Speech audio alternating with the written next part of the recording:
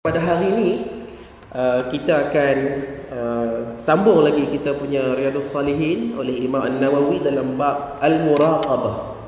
Al-Muraqabah ini diterjemahkan sebagai bab pengawasan dengan berhati-hati. Pengawasan dengan berhati-hati.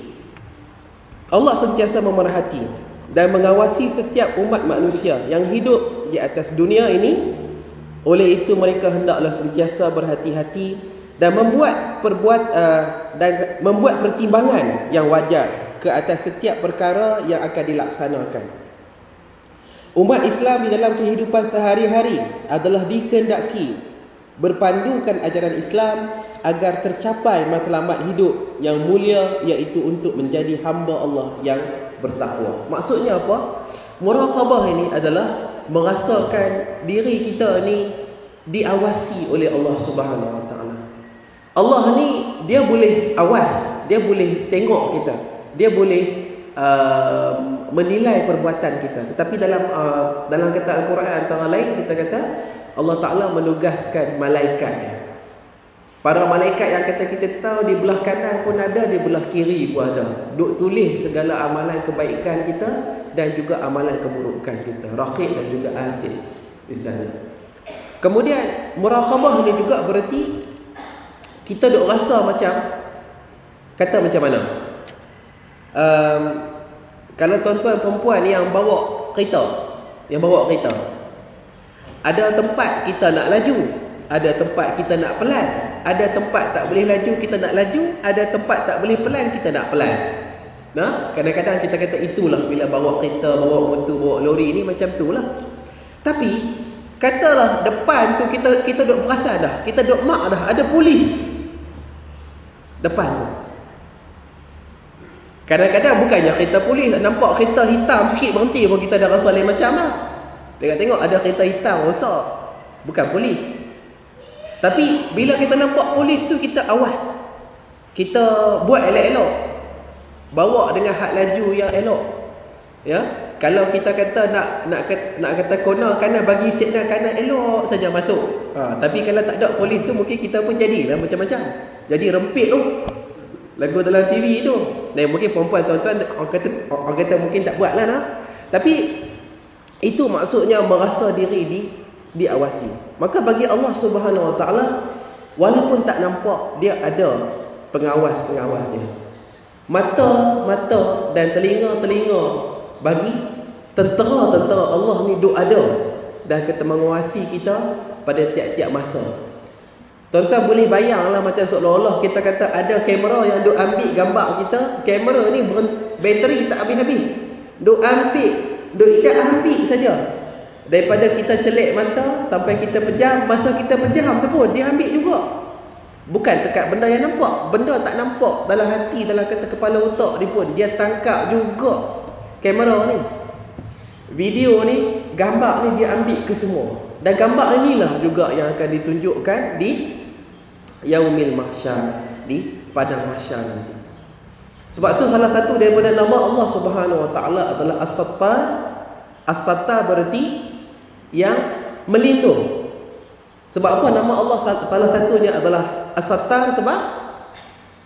Sebabnya antara lain adalah kita minta Allah Ta'ala tolong lindung, tolong tutup, tolong kelombong, tolong sembunyikan keburukan-keburukan kita. Tolong sembunyi, tolong tutup, tolong kelombongkan kita punya kejahatan-kejahatan kita. Tolong tutup, tolong kelombong, tolong sembunyikan kekurangan kita, keaiban kita, benda-benda yang menjadikan kita malu. Sebagai manusia, tuan-tuan dan perempuan, mana orang yang kita kata ada kata sempurna segala-galanya? Kita pun kita kata adalah, kita kata masanya, entahkah masa dulu, entahkah masa muda, entahkah masa lah ni, kita kata pun orang kata tergelincir juga, jadi juga benda-benda tu. Maka had tu kita kata bila mana manusia tak tahu ni, alhamdulillah Allah Ta'ala lah yang kata menutupnya. Maka sebab itu kita kata Nabi mengajak kepada kita supaya ada satu sifat namanya al-muraqabah. Merasa diri itu ada orang duk awal, ada orang duk tengok, ada orang duduk nilai kita, dan kita tak boleh nampak orang-orang tu. Kita tak boleh nampak kamera-kamera tu. Okey, kita baca ayat dalam surah Asy-Syu'ara ayat 218 hingga 219. Auzubillahi minasyaitonir rajim. Alladzi yaraka hina taqumu wa taqallubaka fis sajidin. Ya. Dan Allah itu yang melihat kamu semasa engkau berdiri mengerjakan solat dan melihat gerak-gerimu di antara orang-orang yang sujud. Ya. Berarti kita kata Allah melihat kita pada masa kita mengerjakan kebaikan. Allah melihat kita pada masa kita mengerjakan amalan solat. Dalam surah yang lain, wa huwa ma'akum aina ma kuntum, dalam surah Al-Hadid ayat keempat, dan Allah itu tetap bersama-sama dengan kamu di mana saja kamu berada. Maknanya bukan Allah Ta'ala tu ikut kita, tapi pengawasannya, ilmunya dan kuasanya ada bersama-sama dengan kita ke mana saja kita pergi. Apa saja yang kita buat.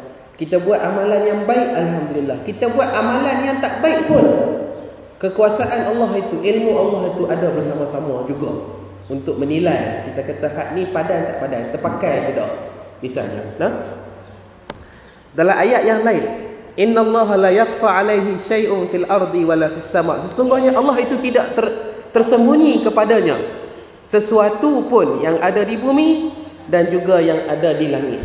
Segala isi langit dan bumi, di jauh dan juga dekat, Allah Ta'ala tahu. Dan Allah Ta'ala menilainya. Dan Allah Ta'ala sendiri tahu apa yang ada dalam hati kita. Dekat mana yang kita boleh jujur, dekat mana yang kita boleh ikhlas, dekat mana yang kita boleh beribadah sepenuhnya kepada Dia, Dia tahu. Dan dekat mana yang kita bermuka-muka pun Allah Ta'ala Maha mengetahui. Kalau Allah, apa nama? Kalau kata Allah Ta'ala tutupkan aib kita, tutupkan kita punya kekurangan, tutupkan kita punya kelemahan, maka itu satu nikmat yang amat besar daripada Allah Subhanahu Wa Ta'ala. Sebab kalau kita kata benda tu tahu kepada manusia pun, kita pun tak larat nak tepih lah, tak larat nak tebal muka lah. Maka kita kata ini satu daripada nikmat Allah yang kalau kita perasan, alhamdulillah. Kalau kita tak perasan, eloklah kita perasankan. Eloklah kita ambil perhatian nikmat Allah ini. Firman Allah lagi, ya'lamu qa'inatal a'yuni wa ma tughfas sudur. Nah, Allah mengetahui pengkhianatan, yakni ketiadaan jujur pandangan mata seseorang, serta mengetahui akan apa yang tersembunyi di dalam hati. Kalau mata kita, cara mata seseorang tu tengok cara tak elok. Walaupun bibir duk senyum, mulut duk senyum, tapi mata tu mata tak elok, Allah Ta'ala tahu. Kalau kita kata di hati pun ada niat yang kata tak elok, ada niat nak buat khianat, ada niat nak buat fitnah, ada niat nak buat kita kata mengumpat dan mengata orang lain, pun kita kata Allah Ta'ala mengetahuinya. Ini adalah surah Ghafir atau surah Al-Mu'min ayat ke-19. Ayat yang lain, inna rabbaka labil mirsad, dalam surah Al-Fajr ayat ke-14, sesungguhnya Tuhan kamu tetap mengawasi dan membalas, terutamanya balasan di akhirat. Ya. Jadi kita kata yang ni antara kerja-kerja dan kebesaran Allah Subhanahu Taala yang amat besar. Yang kata di atas keimanan kita antara lain kepada ni lah kita boleh mengawasi apa yang kita buat. Kita sendiri tapih, kita sendiri gunakan akal kita, gunakan ilmu kita untuk tapih perbuatan kita. Pikiran macam ni betul tak betul? Boleh buat tak boleh buat? Perkataan macam ni betul tak betul? Boleh ucap ke tak boleh ucap? Perbuatan macam ni betul ke tak betul? Allah Ta'ala suka tak suka? Nabi suka ke tak suka? Maka boleh buat ataupun tak boleh buat? Boleh buat ataupun kita nak kena tinggal? Ya? Yang ni yang kita kena nilai dan kena buat. Tuan-tuan dan puan-puan, kita baca lagi hadis yang ke-62. Satu hadis yang panjang lah, daripada Umar bin Al-Khattab radhiyallahu anhu. Daripada Umar radhiyallahu anhu. Hadis ini mungkin kata tuan-tuan pernah kita dengar, tapi saya baca di tengah saja.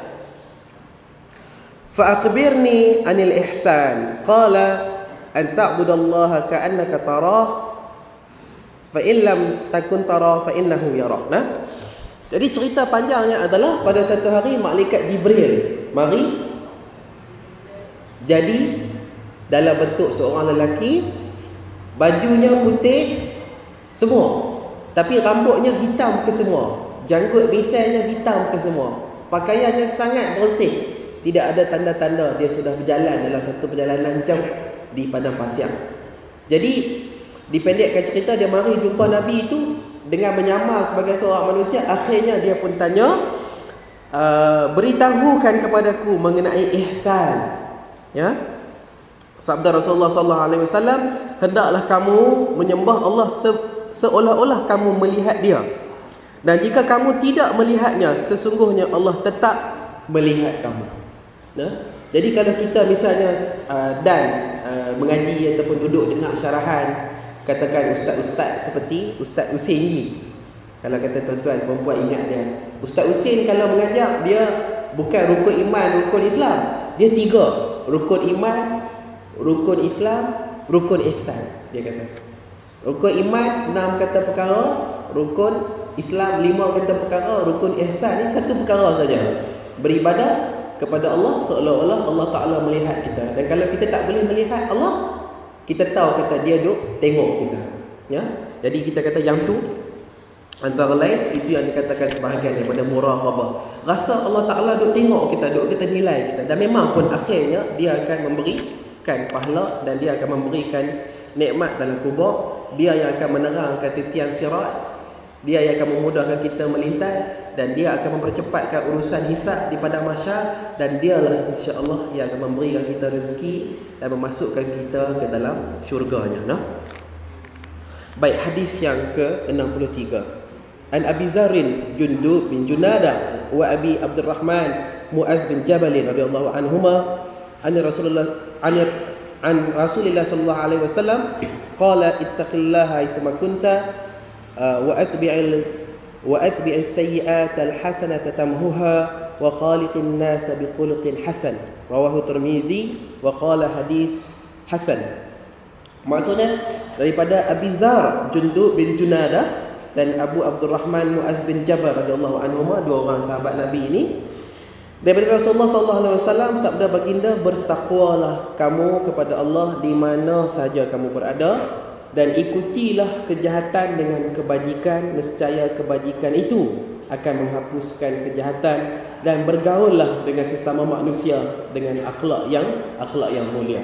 Kata Imam At-Tirmizi, hadis ini hadis hasan. Ya. Jadi dalam hadis ini Nabi sebut kata bertakwalah, takutlah kepada Allah ni di mana saja kita ada. Kadang-kadang macam tu lah, macam kita dengan polis tu lah. Nampak ada polis, kita ikut undang-undang jalan raya. Nampak polis tak ada, kita lah jadi raja di jalan raya. Kan? Nampak kita kata macam ada tempat-tempat di mana kalau orang tahu kita buat tak elok, kita ni jagalah. Kalau kata tempat orang tak nampak, maka dia mungkin nak main benda-benda tu. Maka Nabi dah sebut bertakwalah kepada Allah, takutlah kepada Allah di mana saja kita berada. Walaupun di tempat yang orang tak ramai, walaupun di tempat tu kita seorang diri, walaupun di tempat tu tidak ada kamera, tidak ada polis, tetapi Allah Ta'ala tetap nampak dan tetap menghitung apa kerja baik dan buruk yang kita buat, walaupun dalam keadaan itu. Sebab kita kata sudah menjadi sifat manusia. Ketika ramai ni mungkin dia semangat dia lain. Bila pakat solat, bila pakat bersedekah, bila pakat kita kata puasa sunat, puasa wajib pun wajib, kan? Tapi kadang-kadang bila jadi seorang diri, mungkin pada masa tu semangat pun kurang. Bila semangat pun kurang, kadang-kadang syaitan pun masuk. Sebab tu dalam kita kata Islam, dalam sunnah ni disuruh hidup secara berjemaah. Seperti mana kita di Islam ni, insya-Allah. Maka sebab itu Nabi dah pesan kata takutlah kepada Allah di mana saja kita ada. Dalam keadaan seorang diri ataupun dalam keadaan ramai. Dalam kita kata masjid, ataupun dalam rumah, ataupun di kedai, ataupun di bendang, ataupun di tempat kerja, itu semua kita kata kita kena tetap meletakkan takut dan harap kepada Allah tu di tempat yang amat-amat tinggi, tempat yang amat-amat penting. Dan Nabi sebut lagi, wattabi'i sayyi'ata hasanata tamuha. Dan jika berlaku benda-benda yang jahat, jika berlaku benda-benda yang berdosa, jika berlaku benda-benda yang salah yang kata kita duk buat, maka kita kena buat apa? Maka cepat-cepat lepas buat salah tu, terus buat baik. Berarti kita kata bila sudah buat salah, cepat-cepat buat satu amalan kebaikan, mudah-mudahan kebaikan itu akan menutup, mudah-mudahan kebaikan itu akan tampung kita punya kekurangan yang tadi itu. Kalau kita duk tangguh, kita duk biak-biak, nantilah, esoklah, minggu depan lah, bulan depan lah, 2 tahun lagi lah, tunggu tua lah, tunggu pencen lah. Mungkin pada masa tu kita tak ada nak hambat. Amalan kejahatan tu duk kau tambah. Tapi kita kata kebaikan tu bukan termana. Kita yang duk perasan, kata kita duk buat baik. Ataupun kita duk perasan, kata aku ni duk buat baik dah ni, ataupun aku baik dah ni. Takut-takut benda tu tak ada termana. Sebab tu antara petua Nabi adalah kita buat satu jahat saja, terus kita tutup dengan satu amalan kebaikan. Kalau kita kata tiba-tiba hari ni kita duk kata mengata kat orang, sedap-sedap mengata kat orang tak betul itu, balik itu kita kena carilah Quran, bacalah semuka 2 muka. Kan? Katalah kita kata hari ni kita buat apa? Pinat. Beli apa? Beli kita nasi lemak, lepas tu dia tu kira, dia tak nampak ada ayam tu tersembunyi balik nasi, buah ayam dulu baru buah nasi. Kan? Jadi kita buat balik tu, dia kata RM1.50 sudah makcik. Kan? Tengok-tengok ayam hak RM2 tu dia tak kira, dia tak perasan. Kita pun sengak pi lah. Jadi kita kata bila dah sudah jadi buat salah seperti itu, kadang-kadang bukan nak buat, terbuat. Orang kata makan curi ni sedap. Benda hak tak elok ni kadang-kadang dia sedap lain macam pula.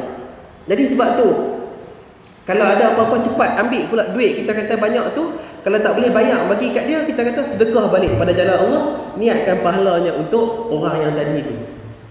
Jadi kita kata macam tu. Jadi sebab tu Nabi dah petua dah, sebagai manusia kita ni mungkin salah, kita ni mungkin lalai, kita ni mungkin tergelincir, kita ni mungkin tak ada nak tekan brake. Tak ada nak tekan brake. Kita kata tengok buatlah benda orang kata benda hak jahat tu. Maka Nabi kata bila sudah buat benda yang tak elok, bila sudah buat benda yang jahat, bila sudah buat benda yang dosa, cepat-cepat diikut dengan amalan kebaikan. Itu kalau kita nak mendapatkan keredaan Allah. Itu kalau kita betul-betul nak masuk ke syurga Allah Subhanahu Wa Taala. Ini kira-kira petua Nabi Muhammad SAW. Ini kata petua dia yang kita kata memang tak salah. Dan memang betul pun. Saya rasa kita kata sebagai orang muda, dia kadang-kadang sedap nak buat jahat ni, dia sedap cara orang muda. Kalau kata sebagai orang kata dewasa, sedap nak buat jahat ni cara orang dewasa. Kalau kita kata sebagai orang tua, warga emas, orang pencen nak buat jahat cara warga emas ni pun ada ni. Kita kata macam tu. Bukanlah tuan-tuan orang lain lah. Kan? Sama juga sebagai lelaki, sebagai perempuan dan sebagainya, kita masing-masing duk ada. Dan yang tu kita minta Allah Ta'ala tutup, Allah Ta'ala tolong lindung segala keaiban kita, segala perkara-perkara yang menjadikan kita malu kepada Allah dan juga kepada manusia yang lain. Nabi juga kata di sini, dan juga berakhlaklah dengan kata manusia, wa khaliqin nas biquluqin hasan, dan berakhlaklah dengan kata manusia dengan akhlak yang baik. Kita kata berakhlak yang baik. Jadi maknanya antara lain hadis ni sebut kata, satu, bertakwa kepada Allah di mana saja kita ada, dalam seorang dan dalam ramai. Kedua, jika jadi kata kejahatan, cepat-cepat kita buat amalan kebaikan. Amalan kebaikan tu yang akan tampung balik, yang akan pedah balik amalan kata kejahatan tadi. Dan juga ketiga lagi, berakhlaklah dengan akhlak yang mulia.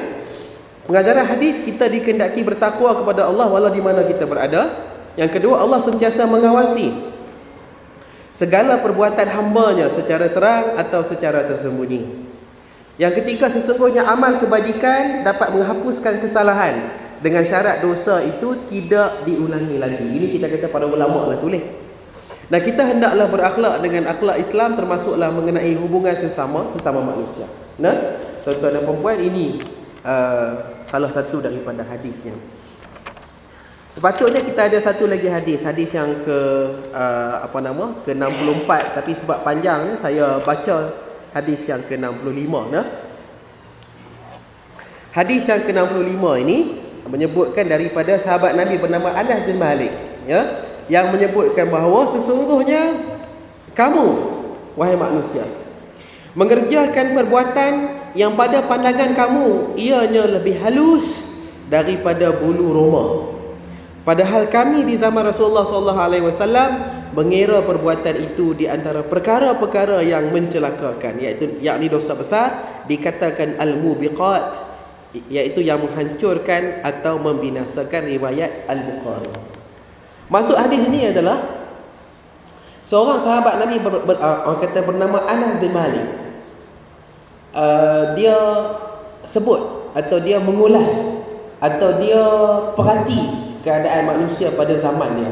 Dia ni anak murid Nabi Muhammad, sahabat Nabi Muhammad yang penghabis sekali wafat, yang penghabis sekali meninggal dunia. Maka dia sebutkan bahawa manusia Allah ni sampai ke zaman kita lah, duk buat benda-benda sesuatu apa ni, kadang-kadang termasuk juga benda-benda yang dilarang oleh Allah, dilarang oleh Nabi SAW ni. Kadang-kadang mereka buat tu macam benda tu besar mula rumah je. Macam benda tu tak ada apa. Kan? Tuan-tuan dan puan-puan, katalah kita ni orang kata lelaki lah terutamanya. Bila kita ada bulu roma ni, kalau dia luruh lagu mana? Kita akan kuih lagu tu je, kita akan jensik lagu tu je. Ya? Jadi maknanya Anas bin Malik kata, kadang-kadang orang berbuat dosa ni, orang buat benda-benda tak elok ni, kadang-kadang dia anggap macam bulu roma je, boleh kuih-kuih lagu tu je, tak ada apa. Kan? Tapi walau bagaimanapun, kata Anas bin Malik, dia kata sedangkan pada zaman Nabi Muhammad SAW, pada zaman sahabat Nabi, mereka duk anggap kata benda tu amat berat. Ya, benda-benda tu dianggap sebagai al-mubiqat, yakni perkara-perkara yang mencelakakan ataupun dosa-dosa besar. Sama juga kita boleh faham daripada hadis ini, kalaulah orang boleh menganggap kata amalan kejahatan tu besar bulu roma walaupun dia tu besar, termasuk juga amalan kata kebajikan, amalan kata kebaikan. Kita duk kata Allah sebut subhana rabbiyal azim saja, ada apa sangat? Tapi jangan kok benda tu ringan bagi kita tapi besar di sisi Allah Subhanahu Wa Taala. Sama juga mana-mana amalan kita kata kebaikan, mana-mana amalan kita kata kebajikan, walaupun sekupang, walaupun dua kupang yang kita berikan pada jalan Allah, itu semuanya adalah amat penting. Walaupun apa yang kita boleh bagi yang tu sebenarnya dia hanya boleh beli, kita kata apa? Paku 2 biji, 3 biji je. Tapi kita kata alhamdulillah. Mungkin itu besar di sisi Allah Subhanahu Wa Taala. Jadi sebab itu kita ni mengikut kemampuan kita masing-masing, kita timbanglah, kita nilailah apa yang kita mampu. Yang cara kita kata ada, cara kurang, cara tak ada pun cara tak ada. Kan? Kalau tak ada pun bukan bererti tak ada langsung. Dan kalau ada pun bukan bererti kita ada segala-galanya, tidak juga. Tapi maknanya sama juga. Kan? Kalau kadang-kadang benda-benda tu kita kata, kita anggap ada, patut nak bagi RM1. Tak apa tuan-tuan perempuan. Walaupun RM1, tapi itu RM1 yang ikhlas di sisi Allah, maka itu sangat besar di sisi dia. Sangat besar di sisi dia. Hadis yang lain, an Abi Hurairah radhiyallahu anhu, an Nabi sallallahu alaihi wasallam, innallaha ta'ala yagharru wa ghayratullahi ta'ala an ya'til mar'u ma haramallahu alaihi, muttafaqun alaihi. Maksudnya daripada Abu Hurairah radhiyallahu anhu, daripada Nabi sallallahu alaihi wasallam, bahawa baginda bersabda, sesungguhnya Allah Ta'ala itu cemburu, yakni tidak suka, dan cemburu Allah itu ialah terhadap orang yang akan mengerjakan apa yang diharamkan Allah ke atasnya. Riwayat Al-Bukhari dan Muslim. Maknanya salah satu daripada sifat Allah adalah Allah Ta'ala ni bersifat cemburu, ghirah. Ya? Dan cemburu Allah itu adalah kepada orang yang dia buat, orang yang dia ciptakan, orang yang dia bagi rezeki, orang yang dia bagi nikmat, orang yang dia bagi segala macam kelebihan. Lepas tu orang tu dalam keadaan dia duk mengawasi, dia nampak orang tu nak buat perkara yang dia larang. Orang tu nak buat perkara-perkara yang dia tegur. Orang tu nak buat perkara-perkara yang Nabi Muhammad SAW larangkan daripada buat. Dalam keadaan tu Allah Ta'ala kata, Nabi sebut kata Allah Ta'ala ni cemburu, Allah Ta'ala tidak suka. Ya. Kadang-kadang kita kata balasan tu bukan nak turun la tu, tapi kita kata memadailah dengan kata Allah Ta'ala marah, dengan kata memadailah dengan kata Allah Ta'ala cemburu, maka kita kata yang tu pun kita makan tak habis. Tuan-tuan dan puan-puan. Jadi ini antara lain pengajaran hadis. Allah memberi kebebasan kepada seseorang untuk melakukan apa yang dikehendakinya. Namun begitu, Allah tidak menyukai perbuatan yang diharamkan.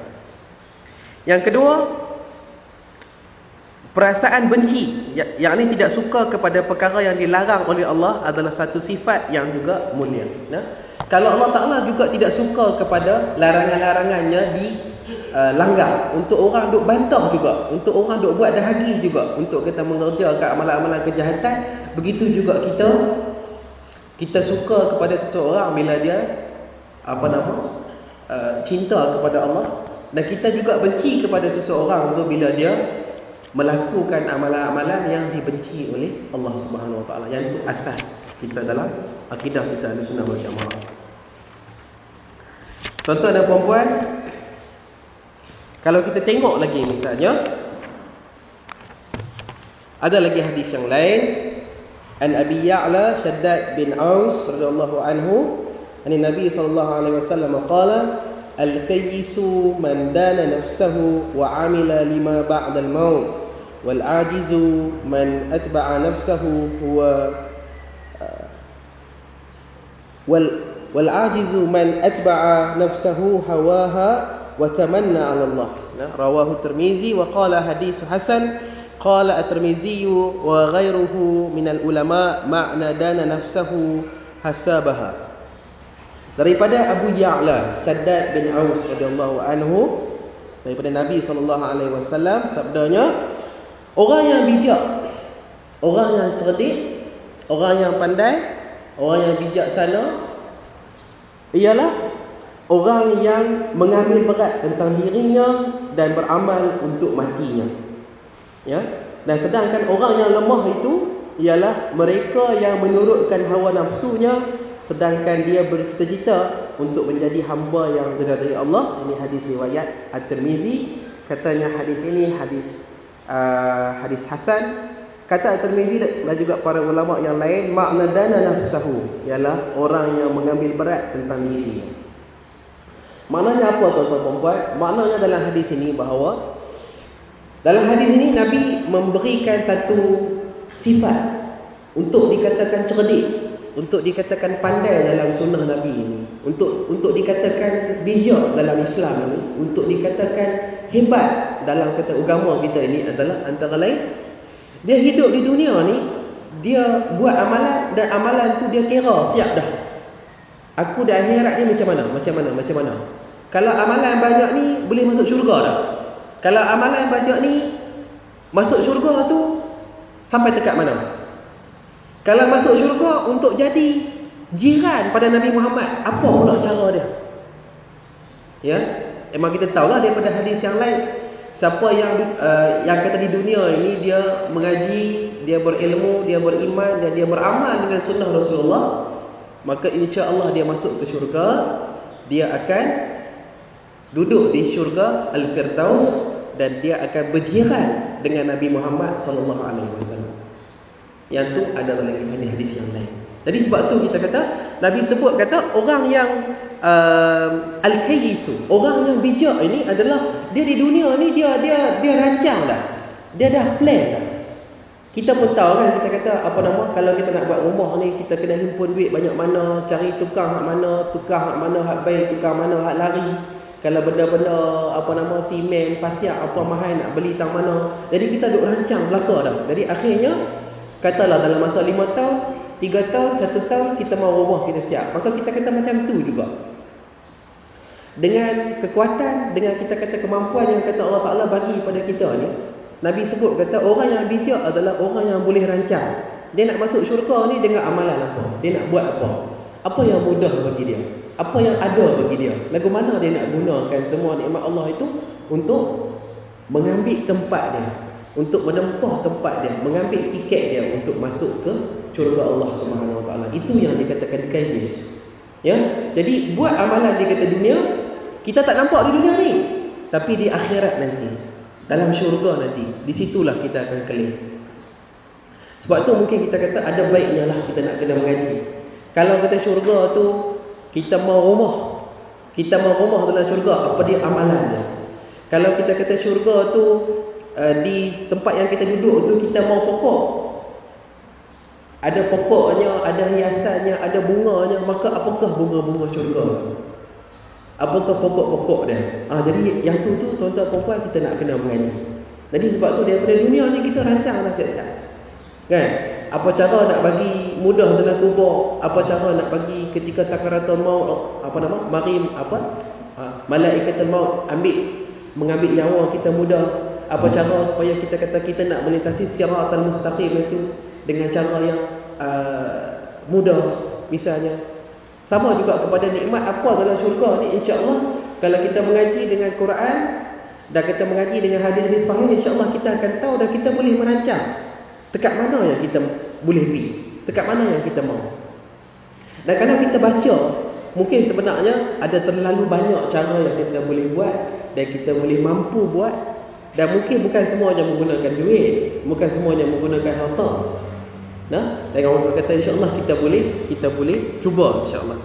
Dan sama juga, dan orang yang paling lemah, orang yang paling tidak cerdik, dalam bahasa kasar kita kata orang yang paling bodoh adalah orang yang menurutkan hawa nafsunya tapi ia berangan-angan besar untuk menjadi hamba Allah yang diredai.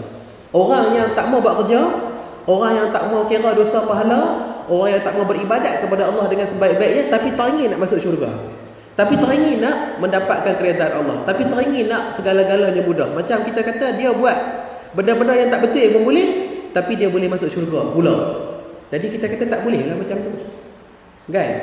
Kita pun tahu kata kalau kita nak makan apa, kita nak makan pulut sekaya, sama ada kita pergi beli pulut sekaya tu dekat Kota Maksu di belakang, contohlah kan, ataupun kita kata kita usahalah, kena balik buat lah, kena pergi belilah benda-benda bahan-bahannya kan, balik buat sendiri, kalau tidak pun minta tolong orang buat, kan? Jadi kita kata mana boleh kita nak makan pulut sekaya melainkan dengan usahanya. Sama juga kalau nak masuk syurga juga mesti nak kena berusaha. Tak boleh kita kata kita duduk tidur di rumah, kita kata aku ni satgi boleh makan pulut sekaya. Mungkin ya kadang-kadang, itu pun secara kebetulan, bukan sebab. Dan orang kata padahal sepatutnya kita nak kena usaha, sepatutnya kita nak kena bekerja, tuan-tuan dan puan-puan.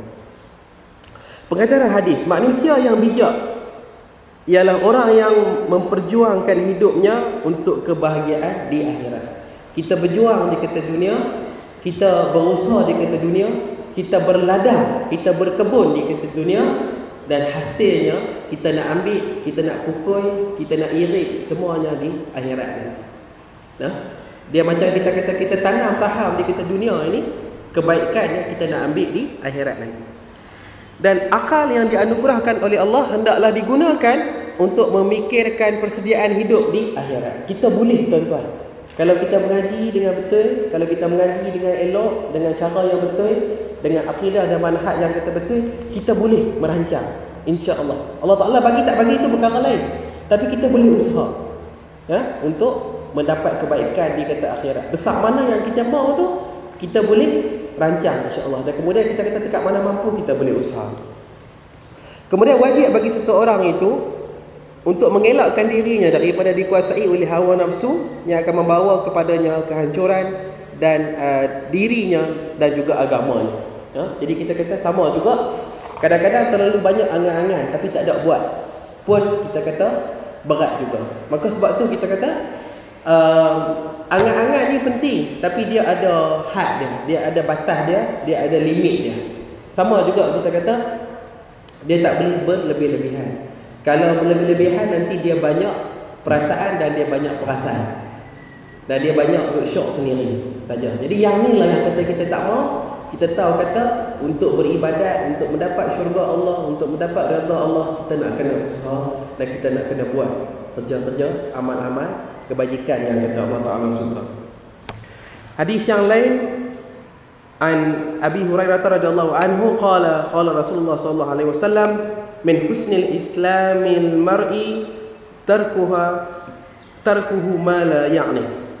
Hadis hasan rawahu Tirmizi wa ghairuhu. Daripada Abu Hurairah radhiyallahu anhu katanya, sabda Rasulullah sallallahu alaihi wasallam, di antara sebaik-baik Islam seseorang itu ialah meninggalkan apa yang tidak mendatangkan keuntungan kepada dirinya. Termasuk juga kita kata kalau amalan tu amalan berdosa, amalan keburukan, amalan yang kata orang tak suka, amalan yang orang benci, amalan yang menzalimi orang, menindas orang, amalan tipu orang, berkena orang dan juga sebagainya. Kita kata kebaikan Islam kita ni kita tinggal. Kebaikan Islam kita elakkan, kita tinggalkan. Kalau benda tu sudah terbiasa, kita pelan-pelanlah membiasakan diri untuk tinggal.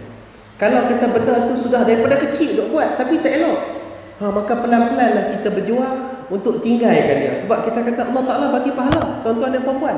Allah Ta'ala nak bagi syurga ni. Dan maka syurga Allah ni ada harganya. Dan harga syurga Allah ni adalah, dia bukan murah, tapi bukanlah sampai kita kata tak mampu kita nak beli.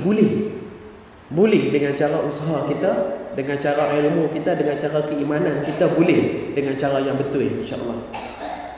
Maka sebab itu Nabi kata bahawa sebaik-baik Islam seseorang itu adalah dia meninggalkan perkara-perkara yang sia-sia. Dia meninggalkan perkara-perkara yang tidak ada untung bagi akhirat dia.